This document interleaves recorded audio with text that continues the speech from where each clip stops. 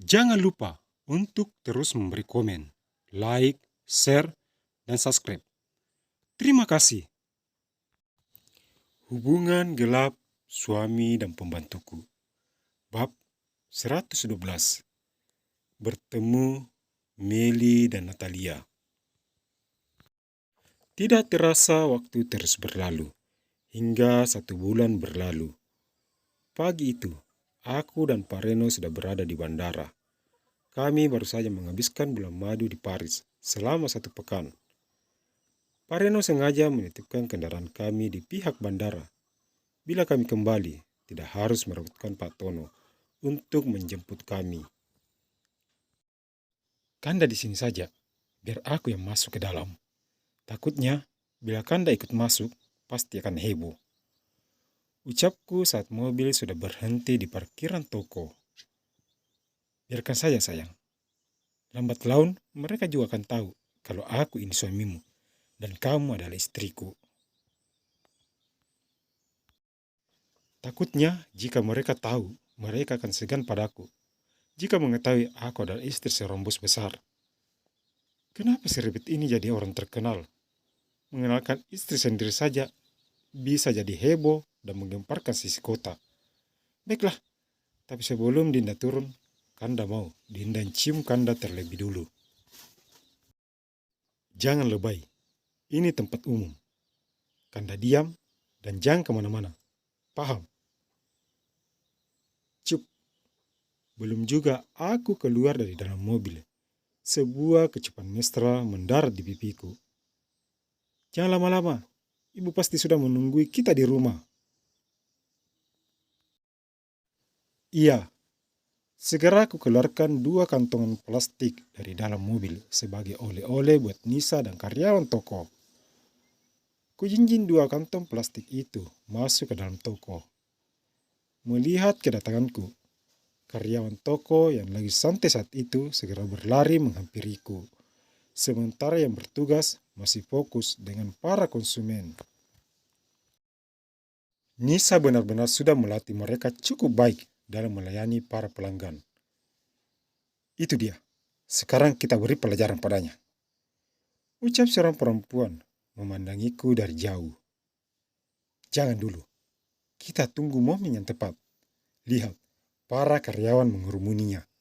Mereka pasti tidak akan membiarkan kita menyentuh majikannya. Betul juga katamu. Keduanya bersembunyi di balik pakaian yang terpajang, sambil terus memantauku. Ibu kapan tibanya? Tanya Marta, orang kepercayaanku setelah Nisa. Baru saja. Di mana Nisa? Ya, di mana lagi kalau bukan di ruang kerja. Sepertinya ada oleh-oleh buat kita. Tata Marta dan yang lain pada kantongan yang ada di tanganku. Tentu, kamu bagikan ini dengan teman-temanmu. Sedangkan ini untuk Nisa. Kuserahkan sebuah kantongan besar pada Marta. Terima kasih banyak, Bu. Teman-teman, kita dapat oleh-oleh dari Paris. Ucap Marta pada teman-temannya dengan girang. Kalau begitu, kalian kembali bekerja. Aku mau menemui Nisa dulu. Kulangkahkan kakiku setelah Marta dan teman-temannya sudah kembali pada posisinya semula.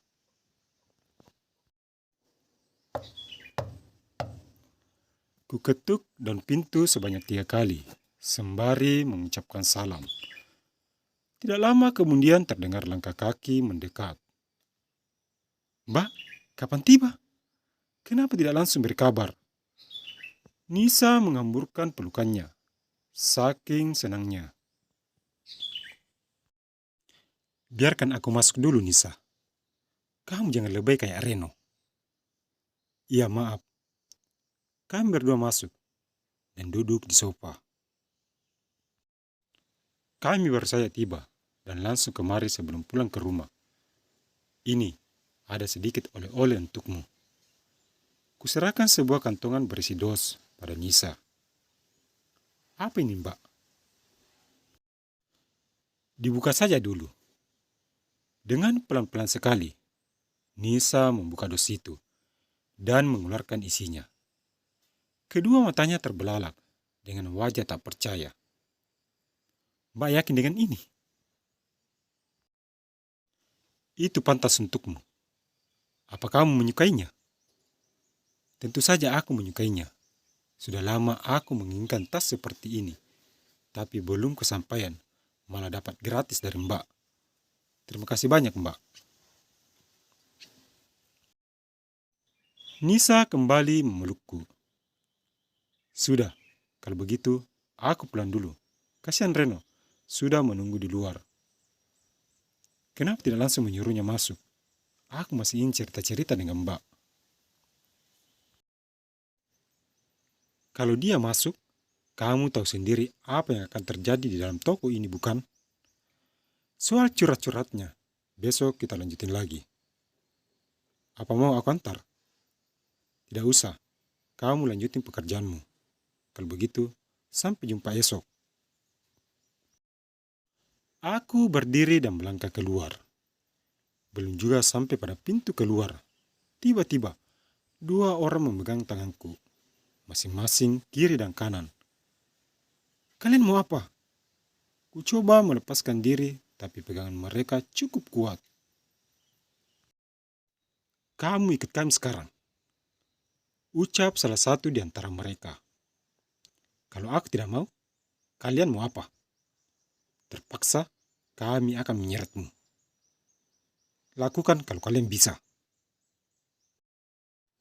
Natalia, ayo kita seret perempuan ini ke mobil. Baik, Mili. Cepat. Mumpung para karyawannya lagi sibuk melayani para konsumen. Sekuat tenaga, Nisa dan Meli menarikku ke arah parkiran. Hingga mereka harus terhenti. Tatkala mereka menabrak tubuh pria tinggi besar. Reno? Kedua mata mereka melotot setelah melihat siapa yang berdiri di depan mereka. Lepaskan dia. Bentak Pak Reno pada keduanya. Kami hanya ingin bicara sebentar dengannya. Palas Meli. Betul Kak Reno. Ini masalah bisnis. Kami ingin bicara banyak dengannya. Natalia sedikit memelas. Pandai juga siluman satu ini bersandiwara. Lepaskan kataku. Wajah Pak Reno memerah. Dengan kedua mata melotot. Hingga membuat kedua perempuan itu gemetar. Kali ini kamu selamat. Tapi lain kali, jangan harap. Bisik Meli di telingaku. Sembari melepaskan genggaman tangannya. Demikian pula yang dilakukan Natalia. Dengar ini baik-baik. Jika suatu saat aku mendengar atau melihat kalian berdua menyentuh, apalagi menyakiti dia, maka jangan harap aku akan melepaskan kalian. Bahkan sampai ke lubang kutu semut pun aku akan mencari kalian berdua. Dan kalian tahu sendiri apa yang akan menimpa kalian. Paham? Ayo pulang. Pak Reno memegang tanganku dan membawaku ke mobil. Mili, kamu dengar apa yang barusan diucapkan Kak Reno? Aku dengar jelas. Sepertinya dia tidak main-main dengan ancamannya. Sebenarnya ada hubungan apa mereka? Hingga baru kali ini aku melihat Reno begitu marah. Seakan-akan mau menelan kita mentah-mentah. Entahlah, ini masih jadi misteri. Tidak biasanya Kak Reno melindungi orang seperti dia melindungi perempuan itu. Ayo kita pulang dan kembali menyusun siasat bagaimana cara mendapatkan perempuan itu tanpa sepengetahuan Reno. Sementara itu, mobil sudah berjalan menjauh, meninggalkan toko. Sedari tadi, aku hanya diam, sedangkan Pak Reno fokus mengemudi. Sekarang kamu harus hati-hati. Meli itu jahat. Dia bisa melakukan apa saja demi mencapai tujuannya. Ucap Pak Reno. Aku tahu, mereka berdua tidak akan membuat hidupku tenang selama aku bersamamu. Syukurlah kalau Dinda paham. Mulai sekarang, Dinda jangan kemana-mana. tanpa memberitahu Kanda terlebih dulu. Meli dan Natalia itu hanya ancaman kecil. Belum lagi dengan saingan bisnis Kanda. Mereka akan mengincar Dinda demi membalas dendamnya pada Kanda. Terima kasih karena sudah peduli padaku. Sama-sama sayang. Pak Reno mengelus rambut panjangku